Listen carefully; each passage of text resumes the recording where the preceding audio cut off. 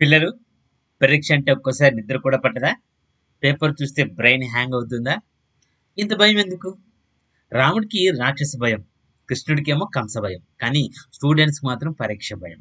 ఈ వీడియోలో మీకోసం స్టడీ ట్రిక్స్ చాలా సరదాగా ఉండేటట్టుగా రియల్ లైఫ్ స్టోరీస్ తోటి ఎక్స్‌ప్లెయిన్ చేయబోతున్నాను. కాబట్టి దయచేసి చివరి వరకు చూడండి.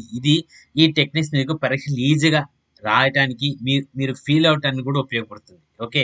Exam phobia chill we get it అని అనుకుంటారు.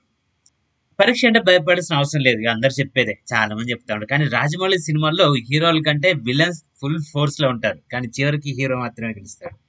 అలాగే పరీక్ష హాల్‌కి ముందు మీరు ఏమైనా కష్టంగా అనిపించినా మీరు గెలుస్తారు. యెస్! స్ట్రాంగ్‌గా ఉండండి. పిల్లలకి కామన్‌గా ఉండే కొన్ని ఫన్నీ భయాలుంటాయి. ఏంటో తెలుసా? ఒకటి పేపర్ తెరిచిన వెంటనే పెద్దగా ఇదేదో భయంకరంగా ఉన్నట్టు అనిపిస్తది. కానీ అదంతా మన సిలబస్సే గదా! చదువుకునేదే గదా! నంబర్ 2 పక్క వాళ్ళు ఫాస్ట్‌గా రాస్తుంటే, అయ్యో! నేనేం చేస్తున్నాను నాకే షాక్. నేనేం చేయట్లేదే వాళ్ళు ఫాస్ట్‌గా రాసేస్తున్నారు టెన్షన్ పడిపోతా ఉంటారు. చివరికి బెల్ కొట్టాక అరెరే! లేట్ అయిందే ఇంకా కొన్ని రాయాలి మిస్ అయినాయేమో ఫీల్ అవుతూ ఉంటారు. ఇలాగ ఆలోచనలు మాత్రం పెట్టుకోకండి ఎగ్జామ్స్ రాసేటప్పుడు. అలాగే పరీక్ష భయాన్ని తగ్గించుకోవాలని సింపుల్‌గా కొన్ని స్టడీ టెక్నిక్స్ ఉన్నాయి. Number 1 Pomodoro technique. Pomodoro technique అంటే మీరు చదువుకునేటప్పుడు ఎగ్జామ్స్ రాసి కంటే మనం చదువుకుంటాం కదా! చదువుకునే పద్ధతి ఎలా ఉండాలి? ఒక 25 నిమిషాలు కంటిన్యూయస్‌గా చదువుకొని 5 నిమిషాలు బ్రేక్ తీసుకోవాలి. ఈ బ్రేక్ తీసుకున్న 5 నిమిషాల్లో దాన్ని రివైజ్ చేసుకోవాలి. అలాగే స్ట్రెచ్‌గా కొంతమందికి ఎక్కువ సేపు కూర్చొని చదవడం కష్టమవుతది. అటువంటి వాళ్ళు ఏం చేయాలంటే ఒక 25 నిమిషాలు చదివి ఒక 5 మినిట్స్ బ్రేక్‌లో దాన్ని మననం చేసుకోవడం, వాటర్ తాగడం బ్రేక్ తీసుకోవాలి. ఇలాగా ఒక 4 టైమ్స్, 3 టైమ్స్ చేసి మళ్ళీ కొంచెం ఎక్కువ సేపు బ్రేక్ తీసుకోవడం. దీన్ని పొమోడోరా టెక్నిక్ అంటారు. ఇది చాలా ఉపయోగపడుతుంది. చక్కగా ఉపయోగపడుతుంది. అలాగే చదివింది రివైజ్ చేయాలంటే సెల్ఫ్ టెస్ట్. మీకు మీరే ఎగ్జామ్ పెట్టుకోండి. మీరు మీరే ఎగ్జామ్ పెట్టుకోండి. ఈ క్వెషన్‌కి నేను ఏం రాయాలనుకోని దీన్ని మీరు రాయండి. ఒకవేళ ఇట్లాంటివి గుర్తుపెట్టుకోవడానికి ఇంకో టెక్నిక్ ఉంది. దాన్ని మైండ్ మ్యాపింగ్ టెక్నిక్ అంటారు. Mind mapping technique. ఒక ట్రీ లాగా ఒక ఒక ఫర్ సపోజ్ ఒక క్వెషన్‌కి సంబంధించి ఒక వ్యక్తి గురించి పేరు రాసి, దానికి ఒక యారో పెట్టి ఆయన ఎక్కడ పుట్టాడు? అండ్ ఆయన ఏం చేశారు? ఆయన ఏం సాధించారు? అండ్ ఆయన దగ్గర ఉన్నటువంటి విషయాలు స్పెషాలిటీస్ అన్ని కూడా దాని దగ్గర నుంచి ఒక యారో లాగా పెట్టి అవన్నీ కూడా రాసుకుంటూ ఉండండి. ఒక పర్సన్ దగ్గర నుంచి ఇట్లా స్ప్లిట్ చేసుకుంటూ రాస్తుంటే దాన్ని మైండ్ మ్యాప్ అంటారు. ఎప్పుడైతే ఇలా మైండ్ మ్యాపింగ్ టెక్నిక్ అన్నిటికి ఉపయోగించడం ట్రై చేస్తామో అప్పుడు సబ్జెక్ట్ చాలా ఈజీ అయిపోతది. సో, పొమోడోరి పొమోడోరో టెక్నిక్ యూజ్ చేయండి. అలాగే రివైజ్ చేసుకోవడానికి మైండ్ మ్యాపింగ్ టెక్నిక్ వాడండి. ఒకే చోట కూర్చోకుండా కొంతమందికి కూర్చొని విసిగేసి అనిపిస్తారు. ఒకే చోట కూర్చోకుండా చిన్నగా వాకింగ్ చేస్తూ దాన్ని చదువుకోండి.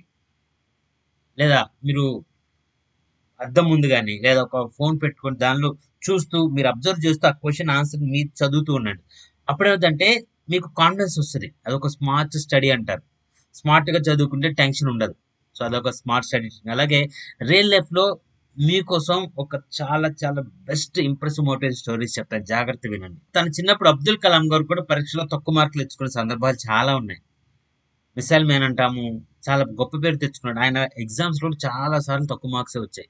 కానీ ఆయన తన లక్ష్యంపై ఫోకస్ చేశారు. మీరు ఈ రాసే ఈ ఎగ్జామ్సే కాదు మీ టార్గెట్. ఈ ఎగ్జామ్స్ జస్ట్ మీరు నెక్స్ట్ లెవెల్‌కెళ్ళటానికి మాత్రమే. అది ఏ లెవెల్‌లో ఎళ్తారనేది మీ చేతుల్లో ఉంది. ఆ పాస్ అయ్యి మీరు గాని తక్కువ మార్కులు తెచ్చుకున్నా భయపడకుండా దాన్ని పాస్ అయ్యి నెక్స్ట్ లెవెల్ వెళ్ళటానికి న్యూ ఛాలెంజెస్ తీసుకోవడానికి సిద్ధంగా ఉండండి. అబ్దుల్ కలాం కూడా చానా ఎగ్జామ్‌లో తక్కువ మార్క్సే వచ్చాయి. కానీ చివరికి ఏమైనారు తన లక్ష్యం మీద ఫోకస్ చేసి చదువుని ఒక ఫన్‌గా మార్చుకున్నారు. ఇండియాలో గొప్ప సైంటిస్ట్ అయ్యారు. ఇంక మీరు ఒక చిన్న పరీక్షకే భయపడుతున్నారు. కాబట్టి ఐన్‌స్టీన్ గురించి చెప్పాలంటే ఐన్‌స్టీన్ చిన్నప్పుడు స్కూల్‌లో ఫెయిల్ అయ్యారండి. చదువులో ఫెయిల్ అయ్యారు.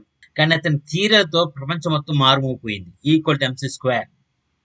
ఇట్లాగ ఎన్నో రకాల మనం సైన్స్‌లో నేర్చుకుని ఎన్నో రకాల ఈ ఫార్ములాస్ గాని ఇన్ని కూడా ఐన్‌స్టీన్ తయారు చేశారు.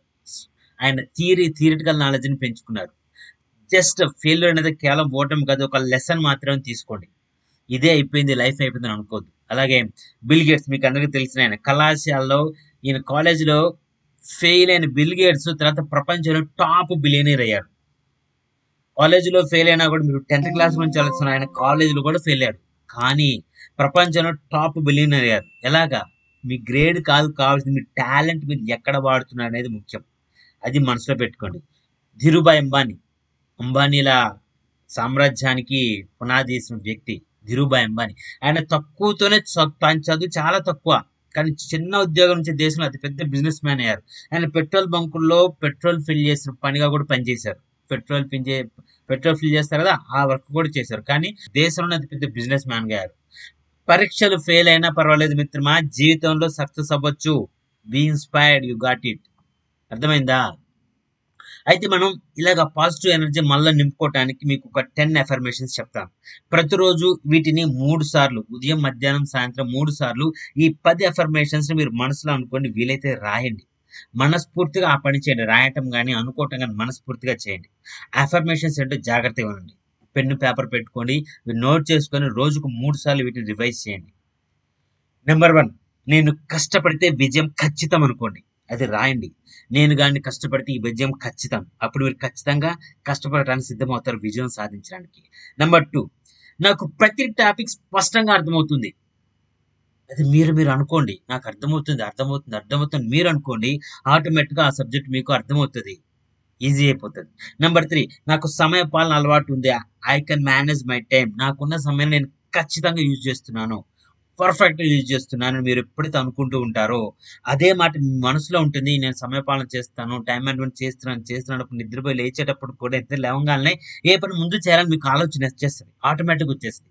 అలాగే మీకు తెలియకుండానే టైమ్ మేనేజ్‌మెంట్ చేయగలరు. తక్కువ టైమ్‌లో ఎక్కువ ప్రొడక్టివిటీ తీసుకోగలరు. అలాగే నేను స్ట్రెస్‌ని జయించగలను. అంటే స్ట్రెస్‌ని నేను ఓవర్‌కమ్ చేయగలను. నాకెన్ని స్ట్రెస్‌లో కొన్ని ఎన్ని రకాల స్ట్రెస్‌లున్నాయి. అమ్మో! ఎగ్జామ్ భయపడుతుంది. ఈ స్ట్రెస్‌ని కూడా ఎన్ని రకాల స్ట్రెస్‌నైనా నేను జయించగలను అనుకోవాలి. నెక్స్ట్ నేను లక్ష్యానికి మరింత దగ్గరవుతున్నాను. నా టార్గెట్ నేను దగ్గరవుతున్నాను. ఎప్పుడైతే ఎగ్జామ్స్ డే బై డే దగ్గరకొస్తున్నాయో అప్పుడు మీరు ఫీల్ అవ్వండి. యెస్, ఈ ఎగ్జామ్‌కి నేను దగ్గరవుతున్నట్టు నా లక్ష్యానికి నేను దగ్గరవుతున్నానని ఫీల్ అవ్వండి. అలాగే నేను రోజు మరింత మెరుగ్గా తయారవుతాను. ఈ రోజుకి, రేపటికి ఈ సబ్జెక్ట్‌లో ఈ క్వెషన్ నాకు రాదు ఈరోజు. రేపటికి ఈ క్వెషన్ నేర్చుకున్నానంటే మీ మీద మీకు కాన్ఫిడెన్స్ వస్తది. నేను రోజు మరింత మెరుగ్గా తయారవుతున్నానని. అలాగే నా ప్రయత్నం నాకు ఉత్తమ ఫలితాలనిస్తుంది అనుకోవాలి. యెస్, నేను హార్డ్ వర్క్ చేస్తున్నాను. నా హార్డ్ వర్క్ ఖచ్చితంగా నాకు పాజిటివ్ రిజల్ట్స్ ఇస్తుంది. బెస్ట్ రిజల్ట్స్ ఇస్తుందని మీరు అనుకోవాలి. అలాగే నా భవిష్యత్తు ఇట్స్ లైక్ ఎ ఫాంటాస్టిక్. నా భవిష్యత్తు వెలుగొందుతుంది. ఎందుకంటే నేను కష్టపడుతున్నాను. నా ఫ్యూచర్ చాలా డెవలప్ అవుతుంది. నేను చాలా సక్సెస్ సాధిస్తున్నాను. ఎందుకంటే నేను కష్టపడుతున్నానని మీరు అనుకోవాలి. అంటే లాస్ట్‌గా నేను నా విజయాన్ని ప్రేమిస్తున్నాను. I love my target. నేను 10/10 సాధించడం నా లక్ష్యం. దాన్ని నేను ప్రేమిస్తున్నాను. మళ్ళీ ఒక్కొక్కసారి చెప్తున్నాను, జాగ్రత్తగా వినండి. నంబర్ 1, నేను కష్టపడితే విజయం ఖచ్చితం. నంబర్ 2, ప్రతి టాపిక్ స్పష్టంగా అర్థమవుతుంది అనుకోవాలి. నంబర్ 3, నాకు సమయ పాలన అలవాటు ఉంది. I can manage my time. Number 4, I can overcome stress అని చెప్పుకోండి. నంబర్ 5, నేను లక్ష్యాన్ని మరింత దగ్గరవుతున్నాను అనుకోండి ఎగ్జామ్స్ రీచ్ చేయకుంది. నంబర్ 6, నేను రోజు మరింత మెరుగ్గా తయారవుతున్నాను. ఐయామ్ ఇంప్రూవింగ్ మై సెల్ఫ్ అనుకోండి. అండ్ నంబర్ 8, నా ప్రయత్నం నాకు ఉత్తమ ఫలితాలనిస్తుంది. నేను ఏది చేస్తున్నాను హార్డ్ వర్క్ అది నాకు బెస్ట్ రిజల్ట్స్ వస్తాయని మీరు నమ్మండి మీ హార్డ్ వర్క్‌ని. నంబర్ 9, నా భవిష్యత్తు వెలుగుద్దే. My future is bright. ఎందుకంటే ఐయామ్ వర్కింగ్ హార్డ్. ఇప్పుడు కష్టపడుతున్నాను కాబట్టి నా భవిష్యత్తు అద్భుతంగా ఉంటుంది. లాస్ట్‌గా నేను నా విజయాన్ని ప్రేమిస్తున్నాను. I love my aim. I love my goal అనుకుంటా. ఈ అఫర్మేషన్స్ మీరు రోజు ఉదయం, మధ్యాహ్నం, సాయంత్రం అనుకుంటూ ఉంటే మీరు ఖచ్చితంగా మీ సబ్జెక్ట్ ఫ్రీ అవుతది. మీ ఎగ్జామ్ మీకు ఫోబియా పోతది. మీరు కంఫర్ట్‌గా ఎగ్జామ్ రాయగలరు. సక్సెస్ సాధించగలరు. 10/10 ఈజీగా సంపాదించగలరు. మీరు ఈ టిప్స్ ఫాలో అయితే పరీక్ష భయం ఖచ్చితంగా మాయమవుతుంది. అండ్ ఈ వీడియో గాని మీకు నచ్చితే ఫ్రెండ్స్, విద్యార్థులారా, టీచర్స్ అండ్ పేరెంట్స్, ఈ వీడియో మీకు నచ్చితే లైక్ చేయండి, కామెంట్ చేయండి. మీ ఫ్రెండ్స్‌కి ఈ వీడియో షేర్ చేయండి. ఇంకా ఇలాంటి ఎడ్యుకేషన్ ఫన్ వీడియోస్ మీకోసం చాలా చాలా తీసుకొస్తాను. Subscribe to our channel. All the best for your exams.